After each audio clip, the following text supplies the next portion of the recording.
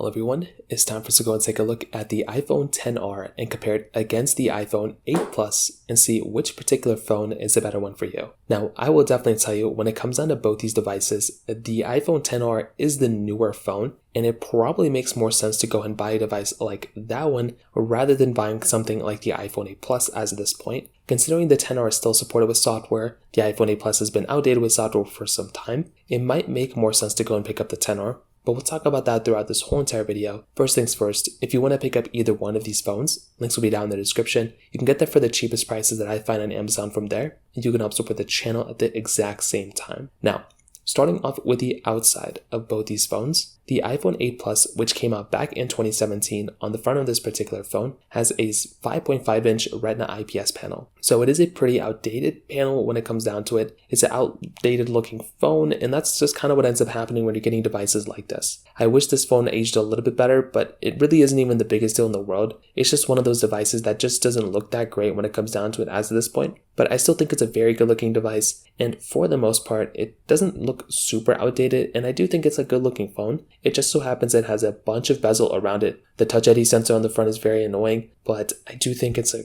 okay looking phone. I probably can tell you that everyone agrees with this. It is an older looking iPhone for sure. Now, on the iPhone XR, very different story. This is an iPhone that basically has a much nicer looking display, even though it still is an IPS panel. So in the iPhone XR, you're still getting a phone that basically still has a 6.1-inch Retina IPS panel. So even on this phone, it still is a Retina IPS panel, which is very funny. I think it's a good looking phone though, you're getting the notch up top. This is a 1-year-old newer phone than the iPhone 8 Plus, but it is a lower resolution panel than the iPhone 8 Plus as well. So this was one of those things that I did notice at that time, that this was a very different type of panel for the most part, but I do think it's a very good looking phone, and I do think it is a better looking phone than the iPhone 8 Plus. So, in my personal opinion, just kind of keep that in mind here. Now, on top of that, both these phones are going to be giving you lightning ports at the bottom. So that's a very nice thing. Both have curved sides, which is a really, really nice thing as well. So I love having those, curved type of sides. And on the back side, you're basically getting this glass back setup on both. So this is something that's actually very nice. The fact that you can just go through,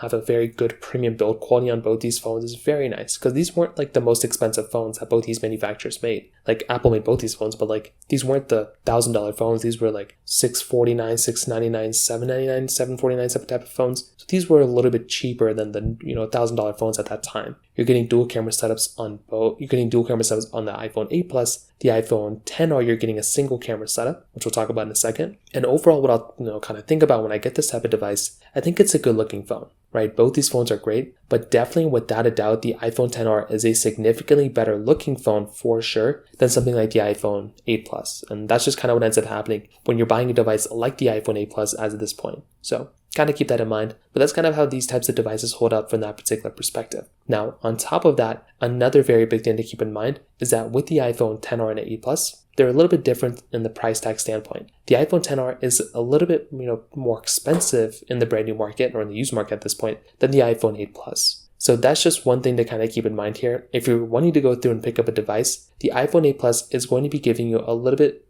more of an experience, in terms of price per dollar standpoint. But the XR is going to be a cheaper phone, and that's kind of but the XR is going to be a more expensive phone, but it's going to be a better experience overall, if that makes any sense. So kind of keep that in mind there too. Now, in terms of the cameras, both these phones are going to be giving you, like I said, a different type of camera setup. So the iPhone 8 Plus is giving you a wide and a telephoto lens, where the iPhone XR is just giving you a single wide-angle lens. Both have portrait mode, both are going to be giving you a lot of capability when it comes down to that, and both are going to be giving you 4K at 60 on the back, but the iPhone XR is giving you 1080p at 60 on the front. The iPhone 8 Plus is only giving you 1080p at 30 on the front. So which one's the better one here? It's kind of interesting because there's features on both that are kind of like a little bit flip-floppy on both. I look at something like the iPhone 8 Plus, and I do like the fact that this phone kind of allows you to zoom in a lot more. So having that type of capability of zooming in and zooming out a lot more is very cool, especially with the iPhone 8 Plus. You have the type of capability of going through and just quickly just zooming in and out. The XR, you have that capability of having 1080p at 60 on the front,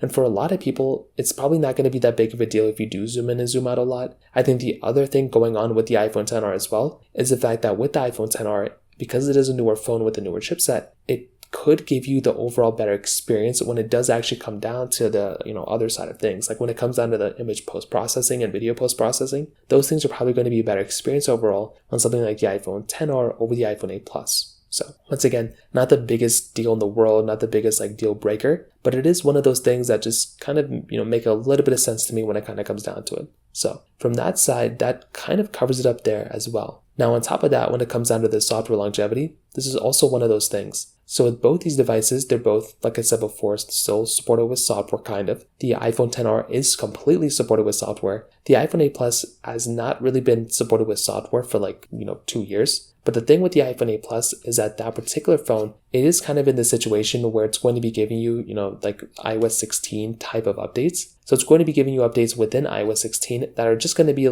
software, security updates. So it's not going to be like these big iOS version leaps that iOS 18 is going to be giving you on the iPhone XR. So that's one of those things to kind of keep in mind here. I personally do feel like if I'm going to go through and pick up a device, it is actually nice to have a device like the iPhone XR because it's just going to be a little bit of a smoother experience of picking up. Because that phone is going to be giving you longer software support, it kind of just makes more sense to go and buy a device like the iPhone, XR, because that one's going to be giving you a longer lasting software ahead of it rather than something like the iPhone 8 Plus. So that's kind of how it makes sense for me in this personal situation as well. And that's kind of how I see it here as well. Now in terms of the performance, this is also another very interesting thing. So within both these phones, they're both, like I said, they have chipsets that are still relevant kind of. The iPhone 8 Plus has that Apple A11 Bionic chip inside of it with 3GB of RAM, where the iPhone XR has that Apple A12 Bionic chip inside of it with 3GB of RAM as well. So which one is the better one? How do you know which one is the better one for you?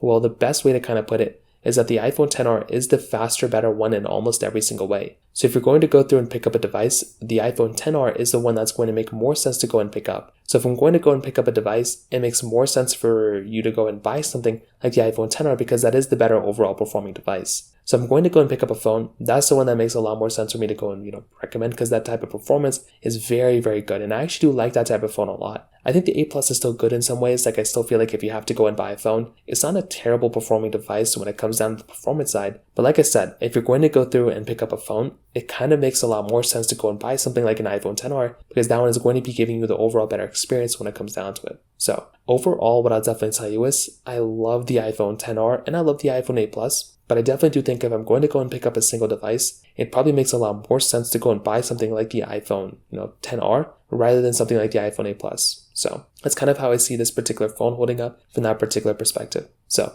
in terms of that kind of covers it up there for the most part. If you have any other thoughts or questions, please let me know in the comment section below. Hit the like button, that would mean so much, but definitely hit that subscribe button. More importantly than everything else, I love every single one of you guys. Hopefully I'll catch you guys in the next video. Peace out till then.